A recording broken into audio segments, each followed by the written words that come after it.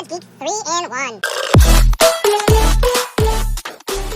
Hi, welcome to Garage Geek. This is another edition of Garage Geek 3-in-1. Originally, I was calling this Marvel 3-in-1 as a tribute to the comic books Marvel 2-in-1, but I decided to put my brand on it, so it's now going to be called Garage Geek 3-in-1 by Marvel. The reason I'm dressed this way, it's so hot. Today we're celebrating my daughter's birthday and I'm going to wear a dress shirt, but I didn't want to put it on because I would just start sweating. It's so hot, I don't even want to put on my hat. You're getting me in like the worst, sorry. Okay, so today I'm going to tackle two threads, which are 80s soundtracks, Sgt. Pepper's thread, and then I'm going to finish the video off with two VC recommends. I have this group of 80s soundtracks to show off, and most people are doing a flip video, but I want to talk about them a little bit. I know Miss 80s purposefully stopped her video and redid it because she didn't want to talk too much. She realized she was talking too much, but I still don't have that ability to self-monitor. So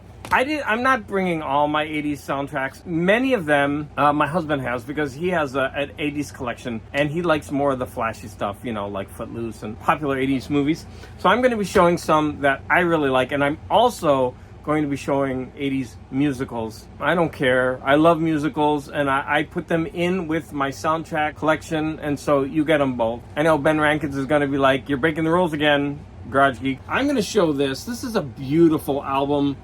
Beautiful music, of course, John Williams, but I really want to show this because look, when I talk about removing stickers, everybody starts saying goo be gone. I use Goo Gone, but the older stickers, it does not remove it. It looks like that. Now look at that. I used Goo Gone on this. Look what it did. So you can't tell when I say that Goo Gone doesn't remove old stickers, the older ones. It's the truth, believe me. I don't know what to tell you. Goo Gone did that, and it's an old sticker. Yes, most stickers come off, but not all of them. So don't come at me with your Goo Gone comments when I say that you can't use Goo Gone on all the stickers. It doesn't work. The Singing Detective. Wow. I'm going to have two Dennis Potter on here. Oh, I don't collect a lot of soundtracks just because of the cover art. The cover art is bad. I have so many 80s soundtracks on CDs. But when I find one that I love, like this one, and it's got this awesome cover art, I definitely buy it. Here we go with John Williams again. It has a cutout, but I don't care because this is one of my all-time favorite scores. I love this thing. I love it to death. I also love The Fly, but I can't find that one. But anyways, I talked about that in another video. The Accidental Tourist, John Williams. This is a reissue, but I love this. Another one of my favorite movies, Places in the Heart, and I love that cover. This almost looks like a Laserdisc, and I actually opened it up to make sure I wasn't showing a Laserdisc. Joseph and the Amazing Technicolor Dreamcoat. This is the original Broadway cast. Okay, this is the other Dennis Potter.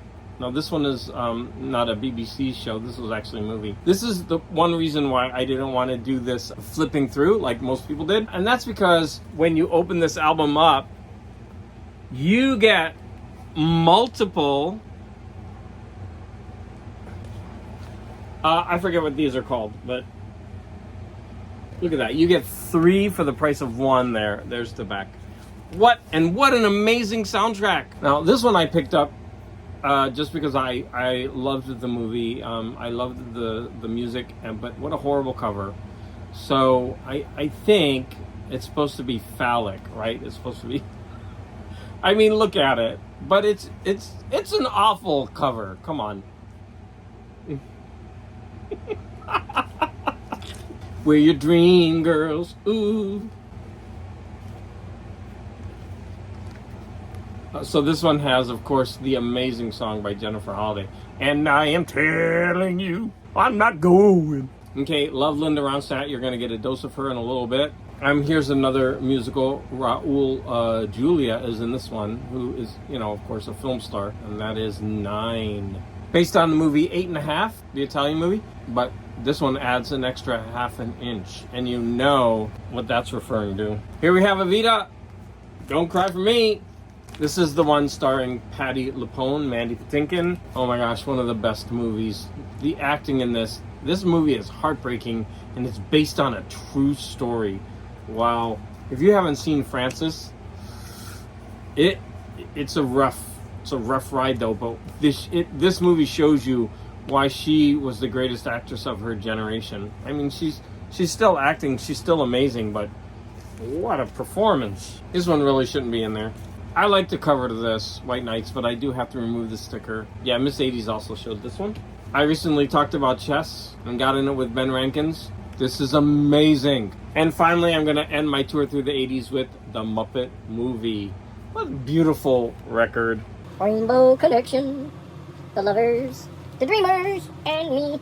So the next is Chris Prophy's thread about Sgt. Pepper. So basically this is the idea where a band totally changed direction, or they went like bombastic and wild and crazy. I didn't want to do a rock band. And I thought about Linda Ronstadt, who changed her sound so many times in her career. Of course, she's got her 70s, early 70s stuff. She went new wave kind of deal. But a couple times in her career, she went in a totally different vein. Now, the first time is when she really went bombastic. She was in front of a full orchestra led by Nelson Riddle. And she produced these 3 albums. They went multiple platinum. Now, she took a lot of flack.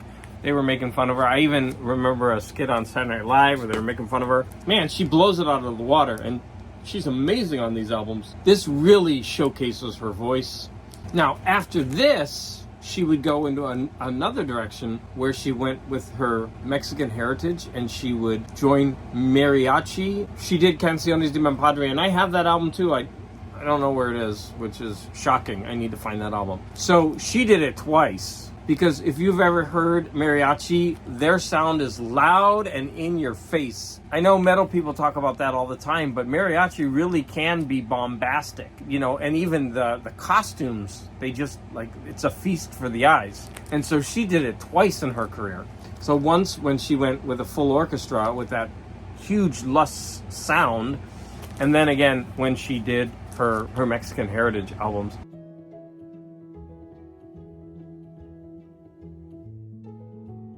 The first album that I'm going to talk about was recommended by This Is Music, and that is Handle With Care by Nuclear Assault. Let's go ahead and listen to what This Is Music has to say. Handle With Care by Nuclear Assault. One of my favorite thrash metal albums of all time. There's no weak song on here. Starts out with a song called New Song, which is just a fierce crossover thrasher. You have Critical Mass, which is probably my favorite song by Nuclear Assault. Surgery is fantastic. Emergency kicks ass. You got some more fun stuff like Funky Noise and Mother's Day. Mother's Day is a bit more of a grindcore song. You have F Sharp Wake Up, which I love too. The chorus just makes you want to go wake up. So When Freedom Dies, I mean, all the songs on here, in my opinion, even the kind of fun and silly ones, are fantastic. This truly is a thrash metal masterpiece. Fierce, aggressive, and it has kind of a unique bass tone, which I really like about it. And I love the vocals. I don't think the vocals are for everyone, but I absolutely love them. There's nothing about this album I don't like. Now, This Is Music actually gave me one song from this album in a playlist, and I actually reviewed it before. So I wasn't totally unfamiliar with this, and I knew what I was getting into. But I thought maybe it was time for me to revisit this, especially since he loves it so much. And I did that. And I'm going to say that over the couple of weeks that I've been listening to this, it has grown on me. I still find the vocals to be screechy. And in fact, when I first reviewed it, all I heard on that one song was now listen to this clip and tell me what you think.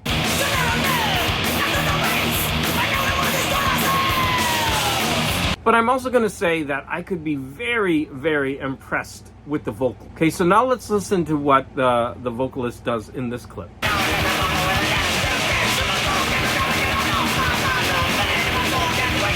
Those vocals are both admirable and annoying at the same time. Like, I appreciate what that vocalist does with his voice to be able to sustain that. But on the other hand, I get tired of listening to this kind of music for extended periods of time. Now, I am going to say that I really, really enjoyed this album way more than I did the first time that I heard the one song from it. Like I said, it grew on me over the course of listening to it, but I get fatigue by the end of this album. And in fact, there were either a bunch of bonus tracks or live versions, and I just put it in a list. And when I realized that, I had to take them all out, but it was just too much nuclear assault for me. This is music. I'm still not at the point where I totally appreciate this album as much as you do. I am going to say that I do recognize the skill involved, and there are many beautiful passages in this that sound like it comes right from Metallica's Ride the Lightning. Let's listen to this.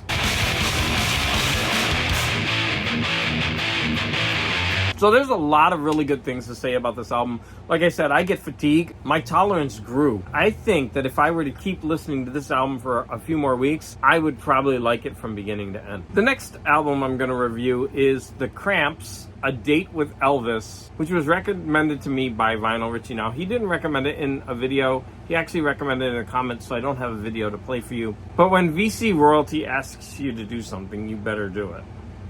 Now, what I'm going to say first off is that this album defied my expectations. I thought the Cramps were a punk band, and this doesn't sound punk to me at all. This album sounded rockabilly. I don't know if all their albums are that way. I know there's a really famous album where there's like this Elvis zombie type drawing, which I actually want because that cover looks amazing. I was not expected for what I was for what I heard on this album. I was very pleasantly surprised. Not that I really disliked the punk sound, but this was a lot more palatable in a sense that I could really warm up to this material quickly. What I'm going to say is that this album has a lot of double entendres, like a lot. I'm just talking about that hot girl smash. And it's called A Date with Elvis. I believe that for every song on this album, the lead singer was trying to channel Elvis. Someone dropped a coin in a jukebox. No, if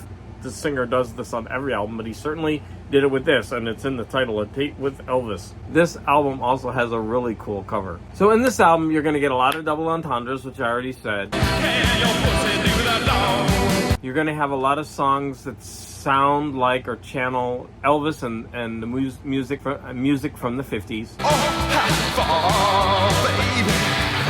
How far can too far go?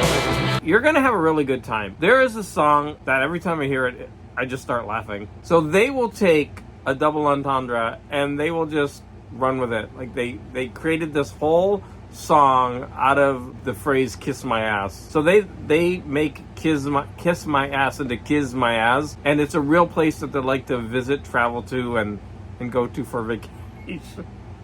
Like I said, this song cracks me up. I think it's the best song on the album. All the way from Alcatraz to kiss my ass. But this album is really strong. It's fun. It's funny. This to me really sounds just like really heavy rockabilly. I don't know rockabilly too much. I basically know rockabilly through the Stray Cats. Comments are always appreciated. And again, I want to thank you for your support.